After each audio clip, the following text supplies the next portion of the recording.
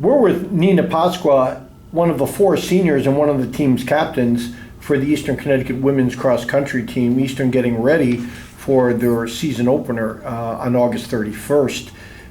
Nina, you guys are about 3/4 of the way through your preseason. How did preseason go this year? It went very, very well. We all worked really, really hard.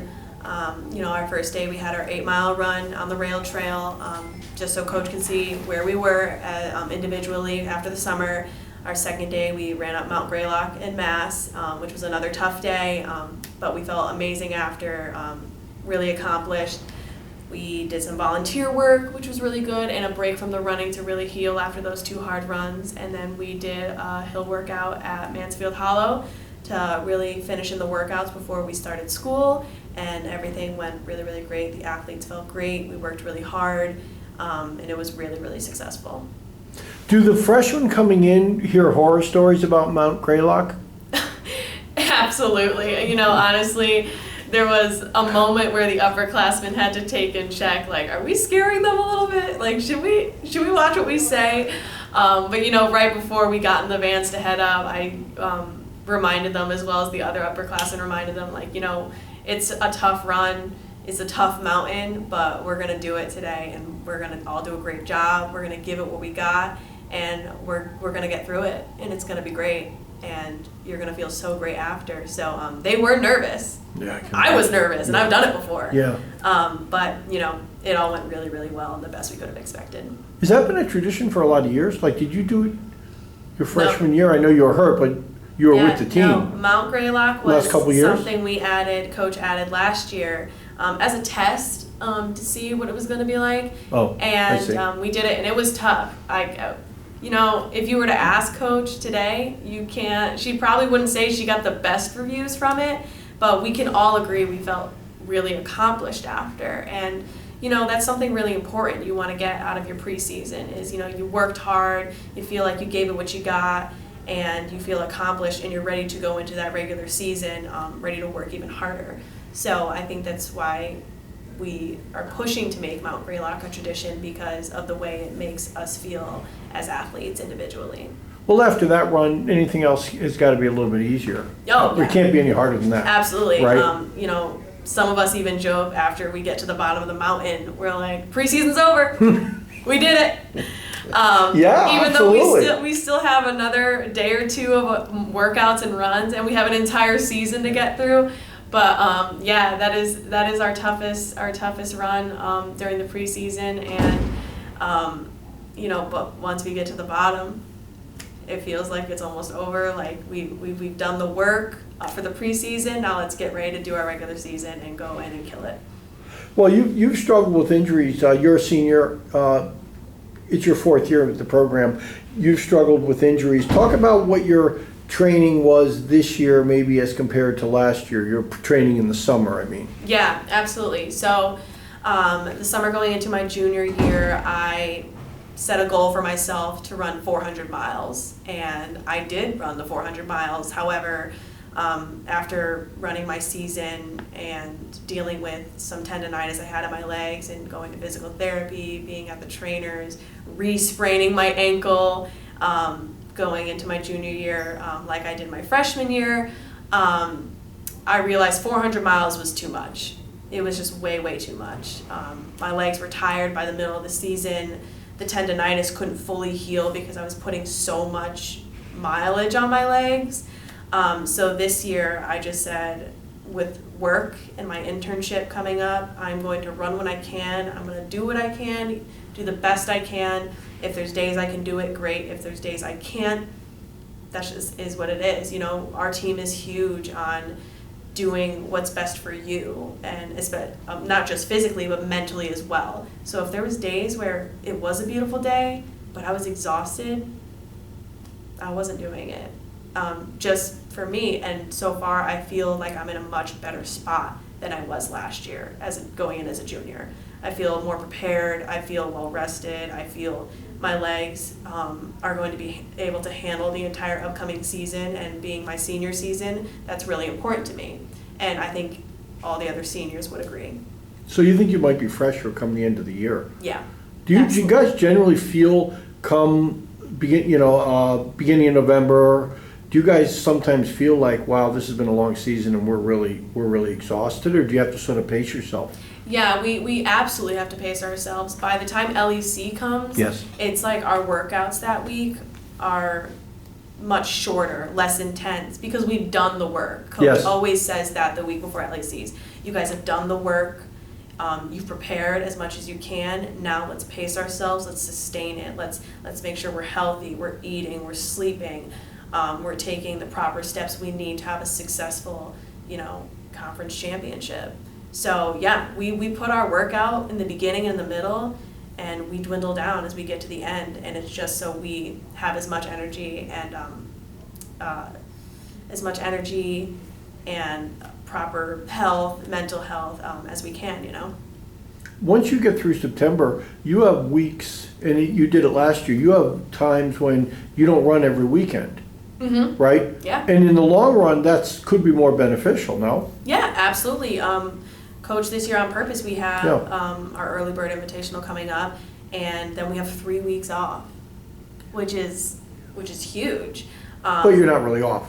We're not off. You're off from the meet. We're not off. We're not competing those 3 weeks, but it allows us to do more training, focus less on pre-meet as well as race days and stuff, and really just get some good training in, get the team together, unify us, and it is beneficial. We need the break from the meets, because it's constantly saying you have a meet in your head while you're in class, and that week, you need that break. You need a week or two of just, all right, I have workouts to do. Let's get through the workouts. Let's start improving, building, cutting down times if possible. So, but when you have a meet thrown in there, it's like, okay, what's the plan for the meet? What's going on? And sometimes it could be a little overwhelming. So I think having the break in between meets this year is going to be very, very beneficial. And you've alluded to this a little bit, but geez, and people don't think of this, but how much of getting through a season is mental, and how much of it is leaning on your teammates? People look at cross country as an individual sport, but it's not an individual sport from that aspect, right? Yeah, no, absolutely. Cross country is, labeled as being individual, which it is. We do. We place individually, we score individually, but at the end of the day, we are scoring as a team and we are placing as a team. And you see it on our cross-country page at Eastern Connecticut's website. We place as a team. And what people that really don't know the sport don't really catch is when you're watching our races, even though you don't see us most of the time, those few seconds we come out of the woods, you'll see us in packs. And that's critical in cross-country, pack running. It's how you work together to push each other. It's a huge mental thing. Mental health and using each other on a mental aspect is very, very big in cross country, because it's a tough 20 minutes. It's a tough 20 minutes out there running through the woods, running up the hills, the different terrain, running next to a bunch of people. Sometimes at the UMass Dartmouth Invitational, you have 400 girls on the line. And you got to use each other. You got to find each other. And, we have our front pack, Rachel Osak, Kiara Fontaine, Emma Bornabal. They're our front pack right now, and they're going to use each other to be in the front, and they're going to be working together as a pack. And then we have our middle pack, Maggie Dulac, Lauren Bresson, one of our freshmen, Kaylee Schmar, Maggie Santa Cruz is going to be moving up there. They're going to be working together to really push it in that middle pack. And the middle is extremely important. That's where the numbers are sometimes. You have your front runners and they're going to score.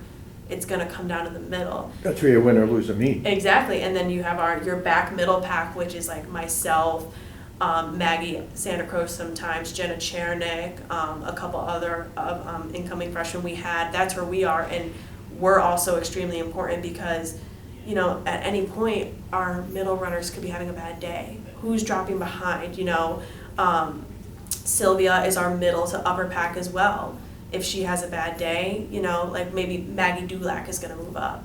And now we need someone from the back to really push up and try their hardest to get in the middle. So maybe that's going to be Jenna Chernick this time, So our pack running, which people don't really notice as much, is what makes and breaks our races. And that's teamwork. Well, you mentioned the two freshmen. will be among the leaders this year in the front pack. That's sort of unusual, right? Because we're so used to Haley Knox, Sam McCoskey, Christina Goslin. Was it sort of weird coming into preseason this year and not seeing them being involved? Oh my God, absolutely. They brought something to the table that I don't know if me or the other senior girls are gonna bring. They were such a great trio. They were wonderful captains to us, and they each brought something completely different. They were all so different, and not having them here was a little weird at first, because we were like, are we gonna be able to recreate what they did? And you know what? We have just done something much different. There's the seniors this year, myself, Maggie Dulac, Rachel Osak, and Samara Johnson. And the four of us are completely different people, completely different personalities, but we bring something to the table, and we have this picture or different structure of what it means to be upperclassmen and what we want our underclassmen to look up to. And even for the junior girls who within a year are going to be moving up to where we are right now, they have their own way of doing it and showing leadership or building relationships with the underclassmen, just to really add into that unification and that tight-knit family that we're really passionate about. You have amazing leadership abilities and qualities. With the other seniors last year, did you sort of have to take more of a backseat role and let them lead? And this year you can sort of really come out and display those qualities? Or were you this way last year? Yeah, absolutely. I like to call myself a natural leader. It's kind of just in my personality. I'm extremely outgoing. Coach referred to me last year as the mom of the team, even though I wasn't a senior.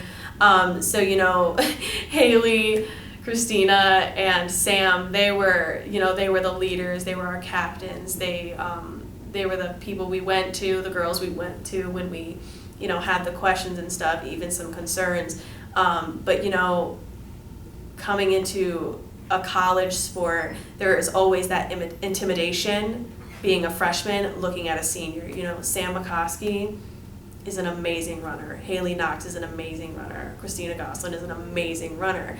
As a freshman, are you too intimidated to go talk to them? And that's where juniors and sophomores come in. So being a junior, being a higher up upperclassman, not quite at the top, of course, I wanted to make sure I built a relationship with the underclassmen to give them an opportunity to have someone to go to that was easygoing, outgoing, not the best runner on the team. I'm super big about that. I am not the best runner on this team. I'm in the middle to back pack.